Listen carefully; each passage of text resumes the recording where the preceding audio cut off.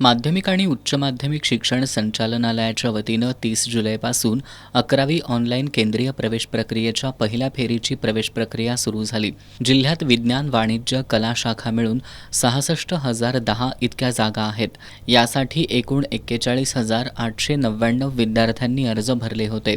यातील चौथ्या फेरीअंती 25,900हून अधिक विद्यार्थ्यांनी आपले प्रवेश निश्चित केले होते.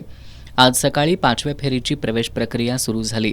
आज पहिल्या दिवशीच सायंकाळी 5 वाजेपर्यंत 4,373 जणांनी प्रवेश निश्चित केला होता. यामध्ये विज्ञान शाखेत 2,129, वाणिज्य शाखेत 1,112, कला शाखेत 1,132 विद्यार्थ्यांनी प्रवेश निश्चित केला. आज अखेर 30,200हून अधिक विद्यार्थ्यांनी प्रवेश निश्चित केलाय. 5व्या फेरीसाठी 8 ऑगस्ट रोजी सायंकाळी 6:30 वाजेपर्यंतची मुदत देण्यात आली आहे. या मुदतीत मिळालेल्या महाविद्यालयात विद्यार्थ्यांना प्रवेश निश्चित करावे लागणार आहेत.